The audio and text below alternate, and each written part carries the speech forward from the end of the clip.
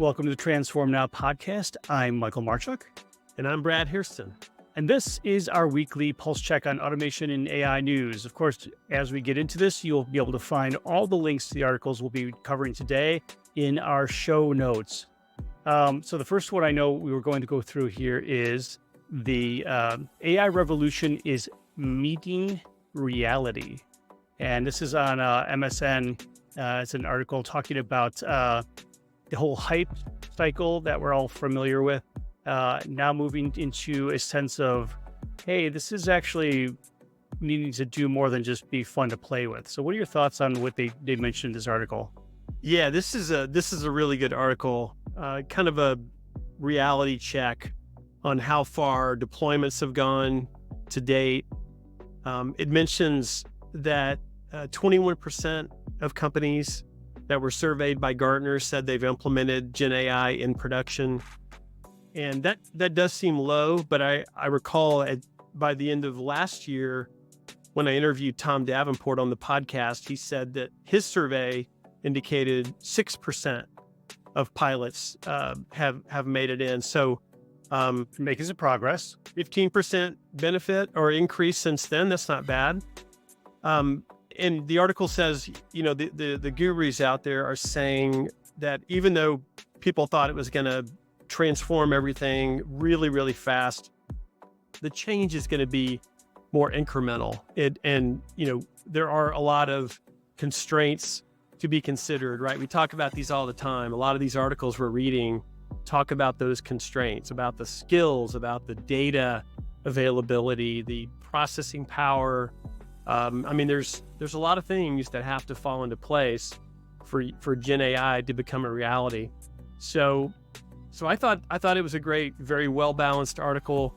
The highlight for me in the article was when it pointed out that without clarity of the why, it becomes very difficult to move forward with the what and the how. And this is great. This speaks to the importance of really understanding what the right use cases are to pursue with Gen AI to do it at scale.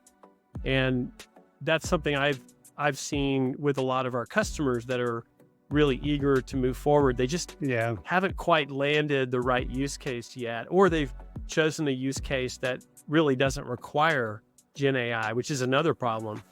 So I think that's a really great point that the article makes. And then the final thing that I really liked, it gave some use cases that have become reality. And the one that I thought was really cool was it talked about an automotive company that has a Gen AI solution they're using to diagnose car problems using words, pictures, and sounds. And I think that's really innovative and really interesting. And I can see how you could have a lot of data points to use in doing that and doing it effectively. And boy, I could use that myself. My cars make weird sounds all the time, and I'm like, "What is that? A brake problem? Is that a engine problem?" I can only imagine the data scientists trying to train this stuff, getting information from the mechanics to describe those sounds and how they come out of that engine. Yeah, exactly. So really good article in my opinion. Yeah, I agree. This next article is something, again, we talked about. These are all standalone, very different articles. And this one here comes back to a comment that one of our former guests, Trond Unheim, had brought up regarding universal basic income because of the impacts of AI. So this is from Forbes, and the title is, "Can Universal Basic Income Save Us from the Destabilization of AI and Automation?" Now, I know there's a lot of people on both sides of this, and I don't want to make this a political discussion, but what are your thoughts as this particular article outlines some of the activities that they see coming up? Yeah, I couldn't disagree with this article more. What's interesting to me is it just kind of goes into the argument for UBI without even, I mean, it talks about it like it's a real thing, like it's right on the cusp of becoming reality. Right. And maybe in some countries, but here in the US, it's not even, I mean, there's nothing about it that's viable, at least in the near term. And so put that aside for a second. I understand the argument. They're saying, look, young people already have a lot of mental health issues. That seems to be on the rise. And now they're coming into an economy where they have to compete with machines for a smaller, percentage of jobs. And that's just going to make mental health problems worse. It's going to make unemployment worse. So the argument of the author is UBI is a way to combat that. We ought to give them this free money that's going to allow them to go get the skills they need, to spend more time, maybe go back to school, get another degree, whatever it is. But I'm just not buying it. First and foremost, Michael, this is really not different than it was 35 years ago when you and I got out of school.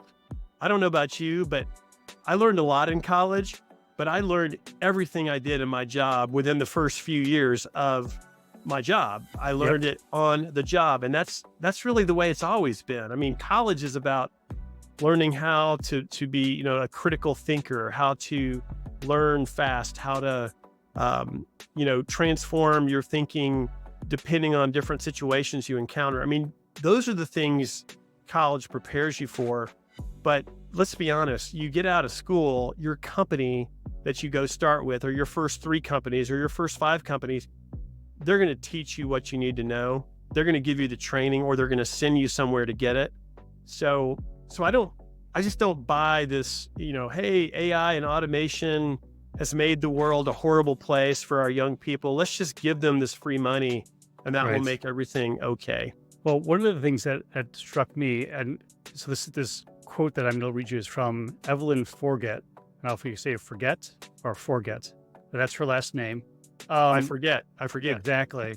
But she's making the point, and I'll read the quote and I'll give you a commentary. So her quote was, UBI can allow some workers the time to go back to school and acquire new skills, and it can allow older workers to transition into retirement with a bit of dignity.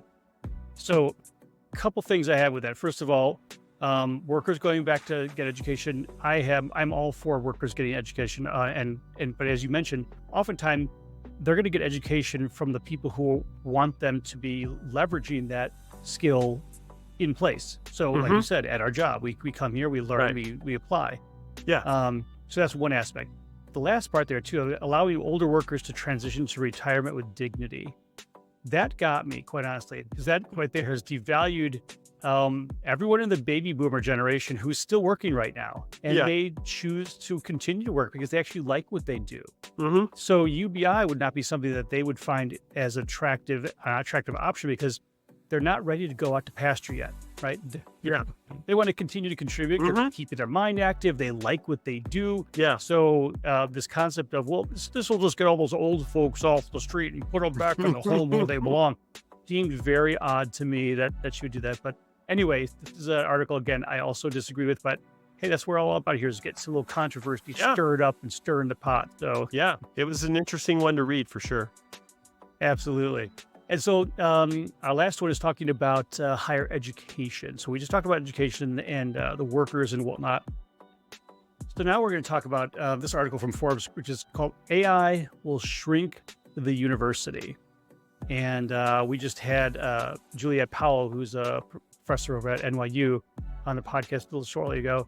And she's very outspoken about AI being applied to all kinds of things. Every business major should be an AI specialist because it's going to be something that they're going to require as they go out into the field.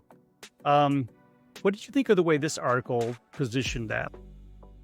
Yeah, it's an interesting piece for sure. I think similar to the first article, it's a little bit of a reality check. It talks about this notion that a lot of people have been putting out there that AI will replace a lot of teachers, that AI tutors are going to transform education, when in fact, what's really being proven out is that our brains are designed to learn from other humans, that learning and teaching itself requires that personal connection. So AI tutors have proven to be, I mean, they can do a lot, but they haven't proven so far to be as adequate as human teachers. And they cite one guy from IBM who was leading $100 million initiative to make AI work for tutoring. And he came back after that and said, tutoring is a terrible use of AI. So that says a lot right there. But the article goes on to say the real impact of AI in higher ed is it is going to take shape by automating a lot of the routine things that higher education still uses people to do. Things like admissions and financial aid and transportation and parking services. There are Right. so many people that are still doing these things in a very manual way. AI and automation should automate those things, eliminate them, and then use that excess capital to get better teachers and more teachers and continue to teach the way that we taught people for centuries, and not say that, oh, we need to leverage AI. AI is awesome. I use it every single day. But if I thought that was the only way that I was going to learn, about certain topics or learn about trends or what have you, I think that would be problematic. I get as much from talking to people, from talking to customers, from talking to industry experts, from going to sessions and hearing people present and tell stories.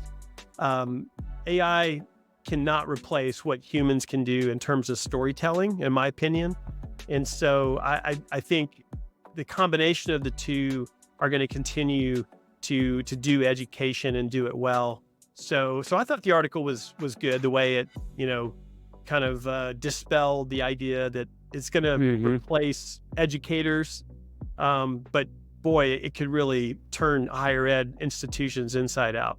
It could. The other thing you mentioned too is, AI replacing teachers and whatnot. And this gets back to the whole concept of knowledge versus wisdom, because you may be able to understand something, but it's applying it in a way that makes the most sense and provides the most benefit and outcome, which often does come, as you say, with stories, with experience. Right. So having a teacher provide some context to this and some stories to allow them to understand, hey, students, this is why we think this way. This is why you should consider this. This is why it's important that we're even teaching this to you. Because quite honestly, it's very easy to say, here's a giant textbook. There's plenty. The internet's got enough information out there. So it's not a lack of information that we're having. It's really, how do you apply that in a way that helps people understand it? That empathetic teacher perspective is invaluable, right? Yeah, absolutely. Well, fantastic. Well, those are our 3 articles we have this week. And if you have any questions, go to our chat on the bottom of our page and go ahead and chat with us. There, we'll answer your questions, as well as please remember to subscribe and like our content, and we'll continue to produce this as well as our normal weekly content every week for you. With that, have a great week.